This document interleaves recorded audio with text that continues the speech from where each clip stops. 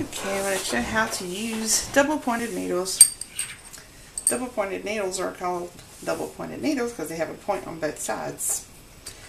And some people are really nervous about using these needles for some reason, but they're not going to hurt you. They are your friend. So I'm going to show you how to cast on using double points. Now let's pretend that we need to have 12 stitches, and we're going to make a little tube. So 12 stitches. And when you're using double pointed needles, you're going to have the project held on 3 or 4 needles, and you're going to work with the other needle. So I'm going to have 12 stitches. I'm going to need 4 on each of these needles. So what I'm going to do is I'm going to cast on 12 on this one needle. Okay, so let's try that again. 1, 2, 3, 4, 5, 6, 7, 8, 9, 10, 11, 12. Now, I want to have 4 on each needle. So I get another DPN. One, I'm going to slip them off purlwise. 2, 3, 4. Now I just set that aside. You just drop it. It's not going to go anywhere. Now I need to put 4 more on the next needle. 1, 2, 3, 4. Now I have 4 stitches on each of my needles. Now I'm wanting to join these in the round. So join them in the round. I lay them down so that I have the needle with the yarn from the ball in my right hand, and then I'm going to slide these 2 up a little bit, just like that, and I bring my loose end hanging forward, and the other yarn is going to be back. So make sure this doesn't get all twisted, because you're going to want to have that yarn in the back when you start working. Now I'm doing my little trick where I join in the round.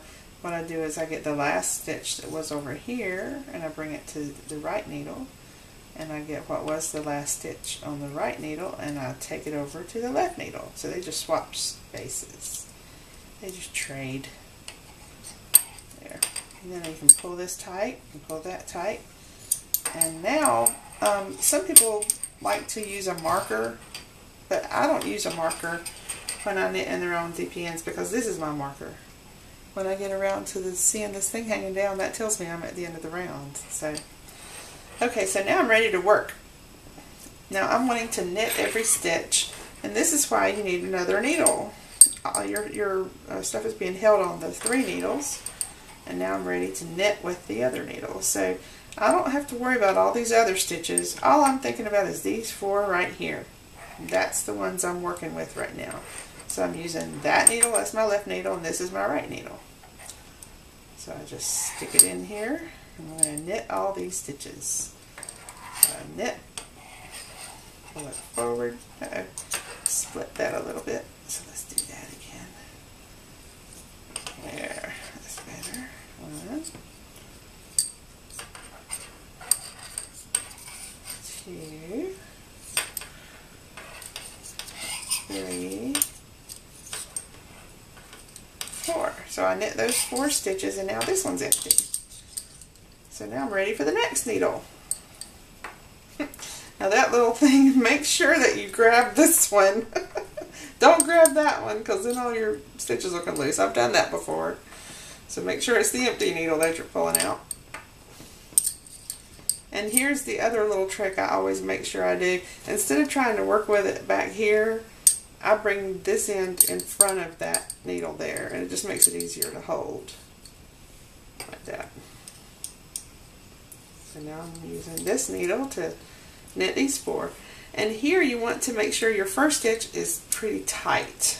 not incredibly tight, but kind of tight, so that you don't have a gap in between those two needles. You'll see what I mean if you ever knit in the round a lot with DPNs. You want to make sure that the first stitch on each needle is pulled kind of tight. Okay, now I'm ready for this needle to start knitting on the last row, the last section. Once again, pull that first stitch kind of tight, and then just knit the rest of them. So you see, you're only working with 2 needles at a time, just like normal, and the other needles are just holding that project for you. Now we're at the end. See, there's my tail. I know I'm at the end. Now I'm ready for the next row. But they don't call it a row, they call it a round, because we're going round and round. We're knitting in the round. And the further you go, you'll see that you're creating a tube. A lot of people prefer to knit in the round instead of knitting straight, because when you knit in the round, you don't have to worry about side seams. You can just make a tube of something, and you won't have to seam it together. I don't really know what I would use this tube for. It's a kind of a small tube. It could be a bracelet for a baby. Or a napkin ring. We'll make it a napkin ring. So now I'm going to bind off. And to bind off with DPNs, it's the same as binding off with regular needles. You just knit 2 stitches. And pull this stitch over and off the needle. Knit another stitch, pull this over and off the needle, knit another stitch, pull that over and off the needle. There, that's getting kind of tight. Now here, I can just drop that needle. Now I'm ready for the next needle.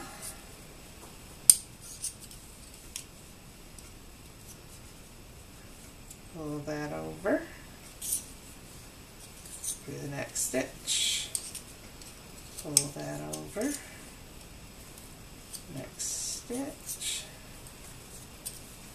pull that over, next stitch, pull that over, then I can drop that needle. Now I'm ready for the last needle.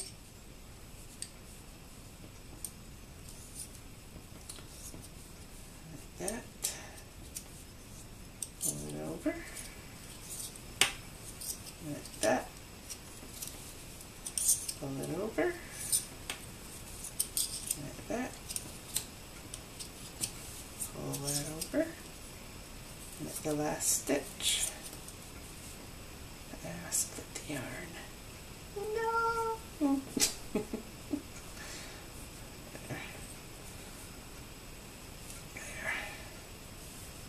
That over, and then you're ready to cut your yarn. And now I've made a little napkin ring or a baby bracelet. But when you finish, I'm not going to do it because I don't want to cut this yarn, but you would cut that and you would pull it through, and then you could weave in your ends. And everything's all done. You don't have any seaming to do. You got a nice little ring. That's the way that works. See you later. Now I'm going to pull it apart. Watch this. Woo! Now I'm ready to show you the next video. See you in a little while.